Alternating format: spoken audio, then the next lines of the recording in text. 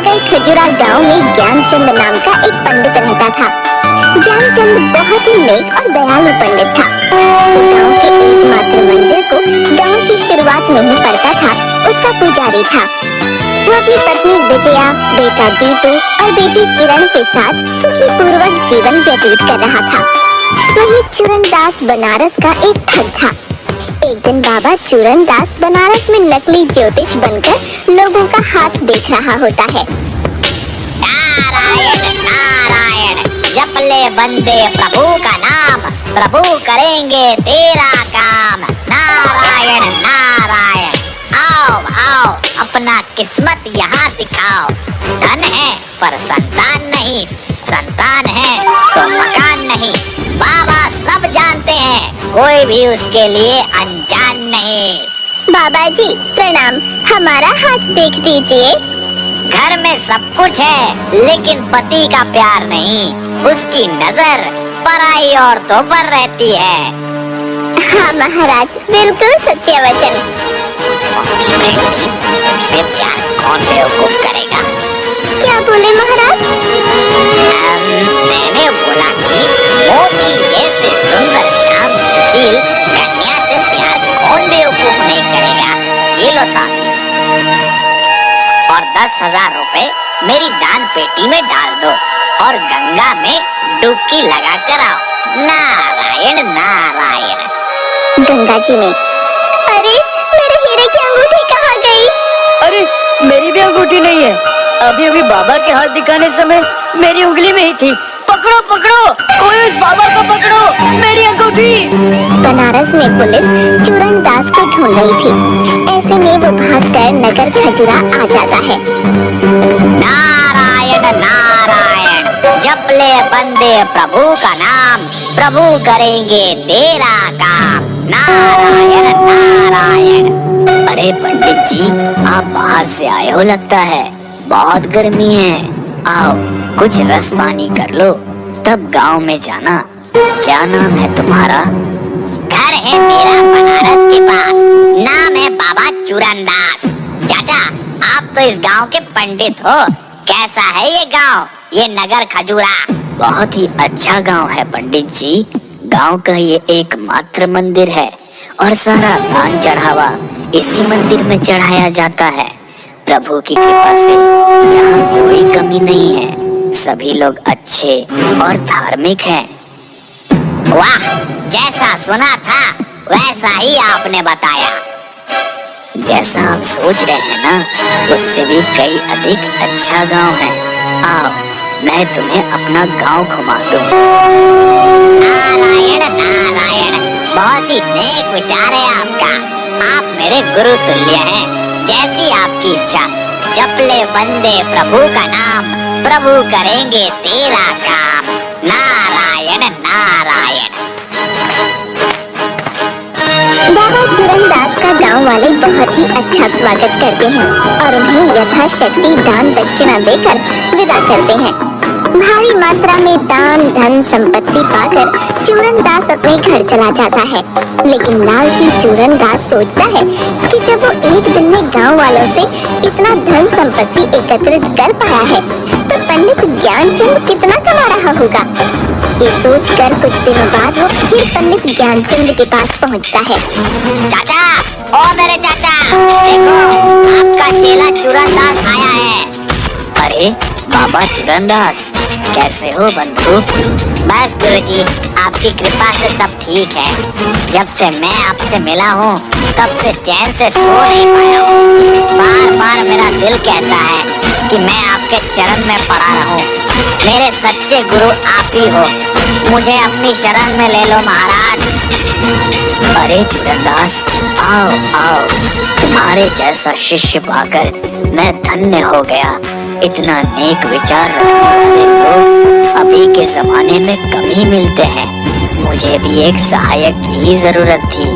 इतने बड़े गांव में एक ही मंदिर होने के कारण मुझे घरवार के लिए समय ही नहीं मिलता था। गुरुजी, आप महान हो, आप मेरे लिए साक्षात भगवान हो। आपका शिष्य बनकर मैं धन्य हो गया। बहुत ही भाग्य से आए हो चूरनदास। आज गांव के सरपंच हुकुमचंद की बेटी की शादी है। वहाँ पर गांव के लोग इकट्ठे होंगे। वहाँ सभी से मैं तुम्हारा परिचय करवा दूंगा।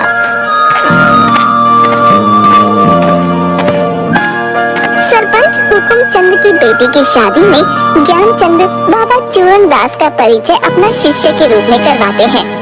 गांव के सभी लोग ज्ञानचंद पर अटूट विश्वास रखते थे और उनके प्रति काफी श्रद्धा थी। इसलिए वो ज्ञानचंद के साथ साथ बाबा चूरण दास को भी दान दक्षिणा देकर विदा करते हैं। जल्द ही बाबा चूरण दास ज्ञानचंद की तरह सारे गांव में फेमस हो जाता है। लोगों का विश्वास जीतने के बाद एक दिन, गुरुजी, आपको गैस की समस्या है क्या? ये गोली एक सप्ताह तक सेवन कीजिए, हमेशा के लिए गैस दूर हो जाएगा। अरे बेटा, ये गैस मेरे मरने के बाद ही जाएगा। बहुत सी जड़ी बूटी और दवा का सेवन करके देख लिया। लाओ, तुम्हारी गोली भी खाकर देख लेता हूँ। ज्ञानचंद गोली का सेवन करने लगता है। चूरनदास उसको गोली में नशीली वस्तु मिलाकर देता था, जिसके कारण धीरे धीरे ज्ञानचंद की हालत बिगड़ने लगती है और वो पागलों जैसी हरकतें करने लगता है। एक दिन चूरनदास भगवान के मुकुट को, जो कि 15 किलो सोने से बना था, उसे गायब कर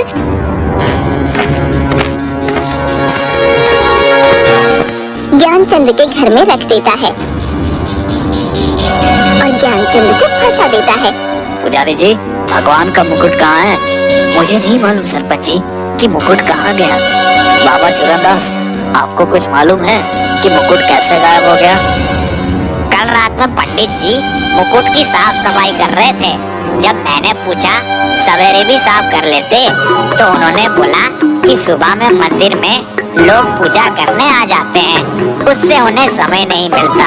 फिर मैं सोने चला गया। हमारे गांव में ये पहली बार हुआ है कि मंदिर में कुछ भी चीज इधर उधर हुई है। पंच की राय है कि जब तक मुकुट नहीं मिलता, गांव के बाहर जाने के रास्ते पर तलाशी होगी और एक टीम घर घर में तलाशी लेगी। कासगंज गांव के सारे घरों की तलाशी ली जाती है। तीसरे दिन ज्ञानचंद के घर से मुकुट निकलता है। ज्ञानचंद, तुम्हारे घर से भगवान का मुकुट मिला है, वो भी 3 दिन बाद। 3 दिन तक समय था तुम्हें कि अपने से मंदिर में जाकर मुकुट रख देते। इस विषय में तुम्हें कुछ और कहना है? मुझे इस विषय में कुछ नहीं कहना, मुझे बस मेरे भगवान पर भरोसा है। ठीक है, तो पंच ने फैसला लिया है कि ज्ञानचंद को तकाल मंदिर के मुख्य पुजारी के पद से हटाया जाता है और उनकी जगह पर बाबा चूरनदास को मंदिर का प्रधान पुजारी घोषित किया जाता है।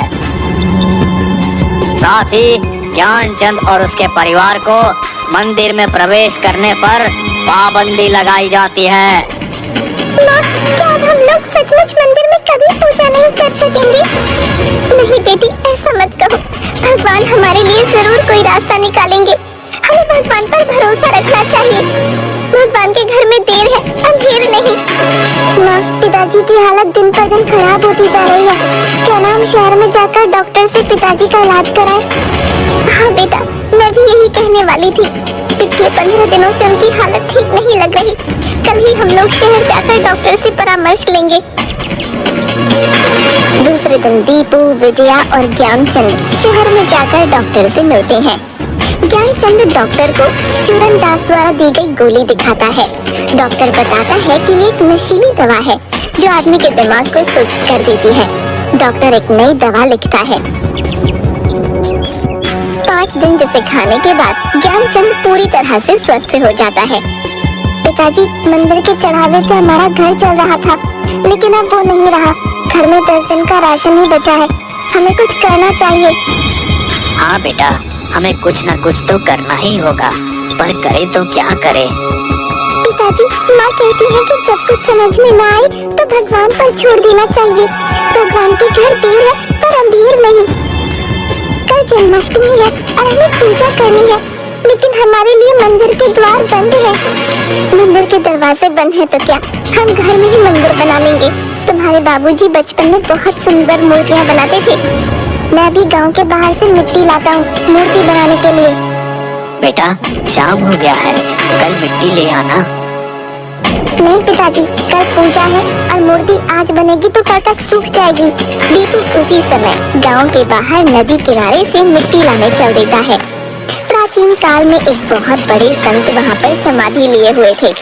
रात के अंधेरे में दीपू वहीं से मिट्टी खोद कर ले आता है।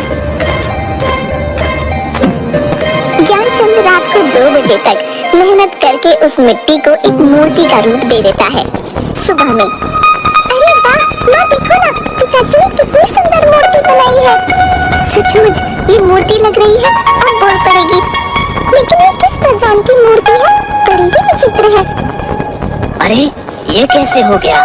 मैंने तो कृष्ण भगवान की मूर्ति बनाई थी, ये क्या बन गया है? हाँ पिताजी, मैंने भी देखा था कि आप कृष्ण भगवान की ही मूर्ति बनाए थे। मैंने खुद अपने हाथ से उसे सूखने के लिए रखा था। हे भगवान, पता नहीं क्या होने वाला है। आज मैं पूजा कैसे करूंगी? ये कृष्ण भगवान का फोटो है जो तुम्हारे पिताजी बनारस से लाए थे। इसे ही साफ करके पूजा कर लो। ठीक है माँ, मैं इसे साफ करके पूजा कर लूंगी। लेकिन पिताजी ने इस मूर्ति को कृष्ण भगवान का ही रूप दिया था, इसलिए इसकी भी पूजा करूंगी। किरण उस मूर्ति को भी पूजा करते समय सामने रखती है। हे भगवान, जिस किसी ने मेरे पिताजी को फंसाया है, आप उसे सामने लाकर पिताजी की खोई प्रतिष्ठा को फिर से ला दो। यही हमारी विनती है। रात 12:30 बजे चूरनदास ज्ञानचंद के घर आता है। गुरुजी, दरवाजा खोलिए। कौन है? मैं गुरुदास हूँ, भगवान का प्रसाद बच्चों के लिए लाया हूँ। देखो कि आप लोगों को तो मंदिर में प्रवेश बंद है, तो मैं खुद प्रसाद लेकर आ गया। बच्चे भूखे होंगे, आपको भी कोई काम नहीं मिला है अभी तक। लो बेटा, इसे खा लो। धन्यवाद चूरनदास, तुमने हमारे लिए इतना सोचा। अरे ये किस देवता की मूर्ति है? पता नहीं चूरनदास, मैंने तो कृष्ण भगवान की मूर्ति बनाई थी, लेकिन सुबह में ये विचित्र मूर्ति बन गई। ऐसी मूर्ति को घर में नहीं रखना चाहिए, अपशगुन होता है। लाओ बेटा, मैं इस मूर्ति को नदी में विसर्जन कर दूं।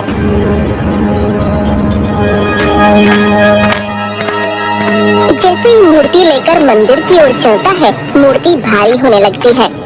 आधे रास्ते में इतनी भारी हो जाती है कि मूर्ति उसके हाथ से छूटकर पैरों पर गिर जाती है और उसके पैर जमीन में धंसते चले जाते हैं। वो चिल्लाना चाहता है, लेकिन उसकी आवाज नहीं निकलती।